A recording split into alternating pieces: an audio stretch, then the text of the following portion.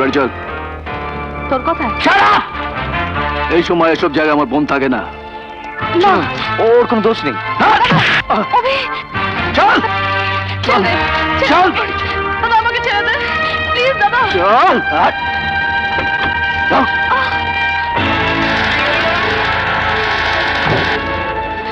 মা মনে হয় চাঁদে হাত দিতে গেছিল, ভালো করে মেরামত কর।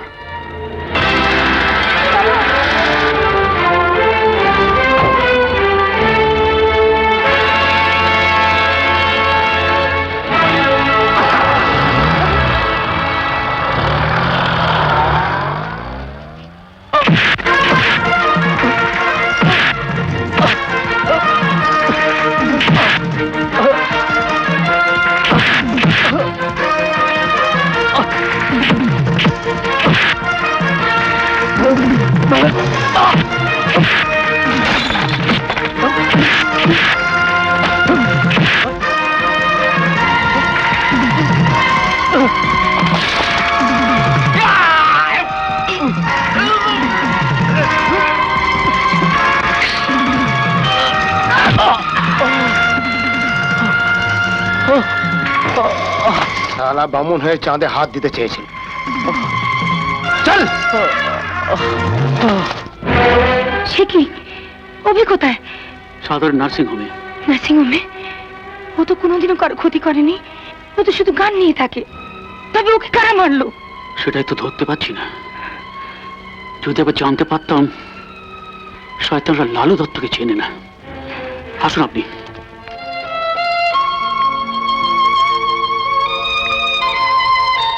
কি ভেতরে এলেন কেন?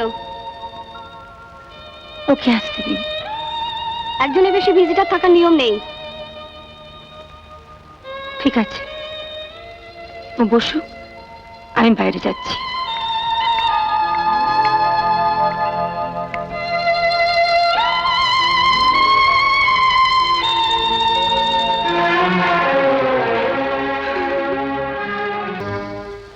তোর ভাগ্য ভালো, দিনী পুলিশকে কিছু বলেনি। বললেও কিছু হতো না, রাহুল বাঁচাতো। হ্যাঁ বাঁচাতো। অভিজিৎ বাবু যদি সত্যি কিছু হয়ে যেত, তাহলে রাহুল না বাঁচতো তার বাবার জন্যে।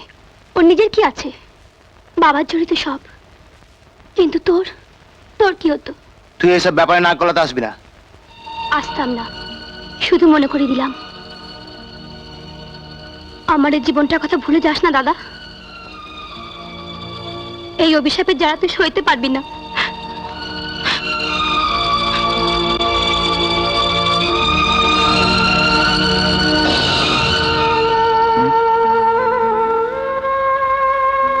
তুমি আমার জন্য, শুধু আমার জন্য তোমার। তোর কপালে ছিল, তাই হলো। ভালোই তো হলো, তোমাকে আরো কাছে পেলাম, তাই না রিনি?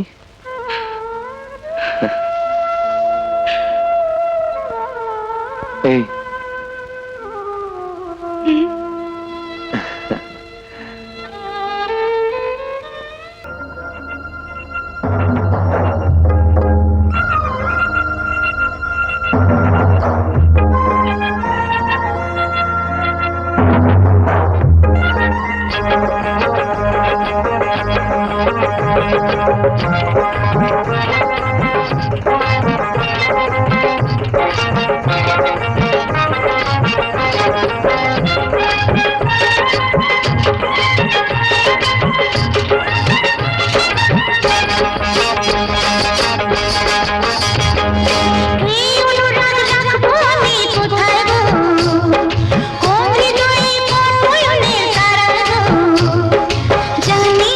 জানি না কি পেলো আমার মন, এই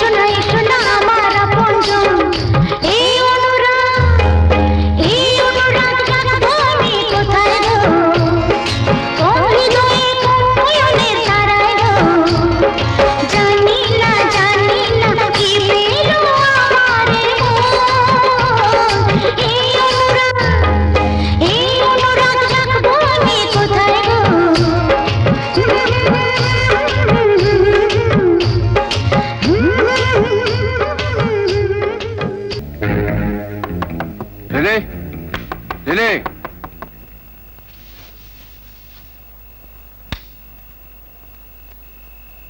কে? আমি দাদা, দরজা খোল, কথা আছে।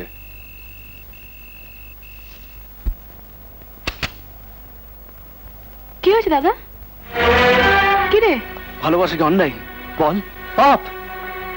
কি বলছিস তুই? রিনা কি করেছে লিনা? কি করেনি তাই বল। আর কেউ না জানো, তুই তো জানিস কি না করেছি আমি ওর জন্য। হাজার হাজার টাকা খরচা করিনি। হ্যাঁ। আর কাউকে তো বলা যায় না। তুই আমার ছোট বোন, তোকে বলা যায়। জানিস লিনা, লিনা আমাকে ছেড়ে অন্য একজনের সঙ্গে। উফ, এসব কি বলছিস? এখন কষ্ট হচ্ছে আমার। এই শিল্পী যাত্রার উপর আমার ঘেন্না ধরে গেল। তুই বল, লিনার জন্য তোর সঙ্গে আমি ঝগড়া করিনি? আমি চেষ্টা করিনি ও যাতে বড় হয়, নাম হয়? 100 বার করেছিস। আমি ওর জন্য যা করেছি, একটা গাই ওর জন্য তাই করতে পারবে? ওর টাকা আছে, ও খরচ করতে পারবে। আমার ভালোবাসাকে তুই ফেলে দিলি। আমাকে নিয়ে যাবি লিনার কাছে? না না, ওখানে গেলে তোর শিল্পী যাত্রার উপর ঘেন্না ধরে যাবে। আমি তো ওখানে নিয়ে যাবো না। আমার কিচ্ছু হবে না। আমার দাদা তুই। চল দেখি লিনা তোকে কি করে ফেরায়। দাঁড়া, আমি রেডি হয়ে আসছি।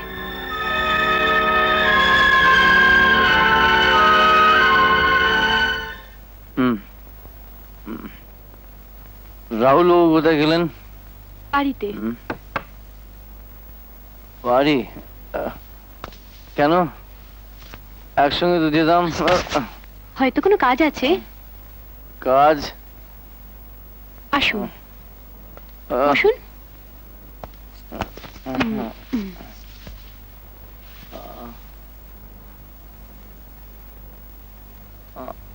মাথাটা ঝিমঝিম করছে কেন? টিপে দেবো? হ্যাঁ? না। দিন, এত হেজিটেট করছেন কেন? দিন। আপনি শুয়ে পড়ুন। শো। হুম।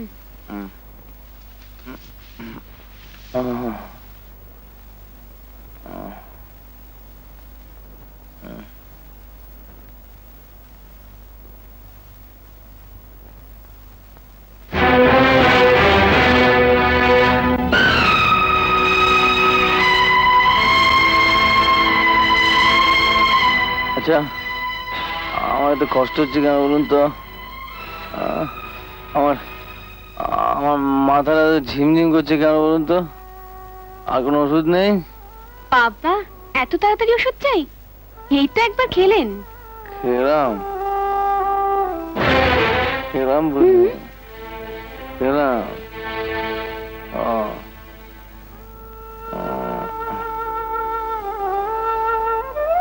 আমার যা হারাবার আমি হারিয়েছি, কিন্তু আমি চাই না তোর কিছু হোক। আর সেই জন্যই তোকে এখানে আসতে আমি বারণ করেছিলাম।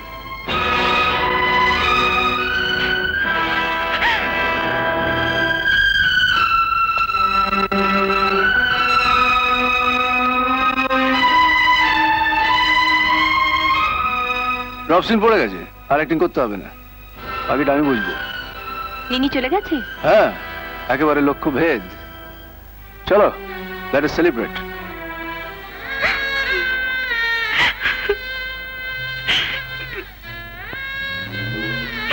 রিনি, তুই তো আচ্ছা বোকা মেয়ে। আসলে কি হয়েছিল আগে জানবি তো? জানার কি আছে, শোনা কথা হলে হতো। আমি নিজের চোখে সব দেখেছি। কি দেখেছিস? সে আমি তোমায় বলতে পারবো না। আমায় জিজ্ঞেস করো না please Bapi, please.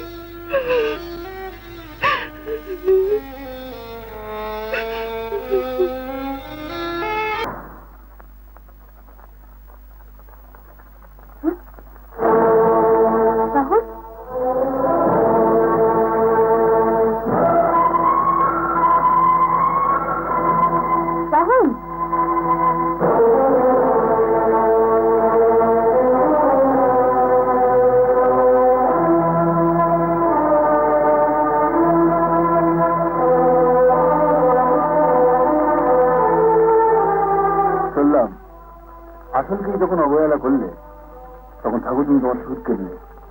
Rahul,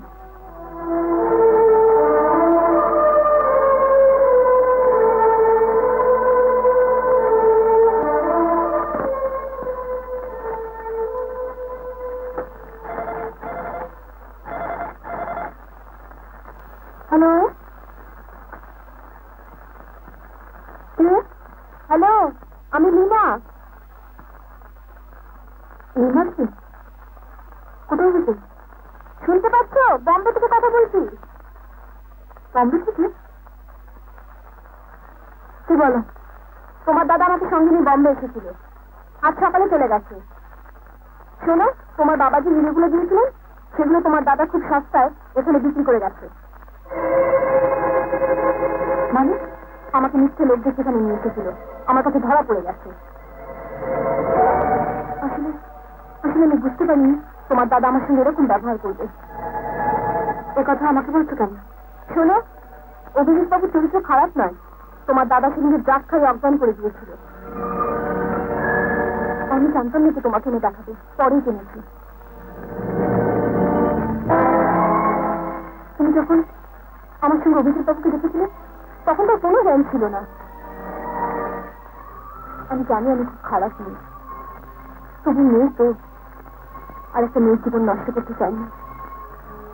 Abhijit বুঝতে সঙ্গে আমার আর কোনো দিন কম্পিটিশন হবে না।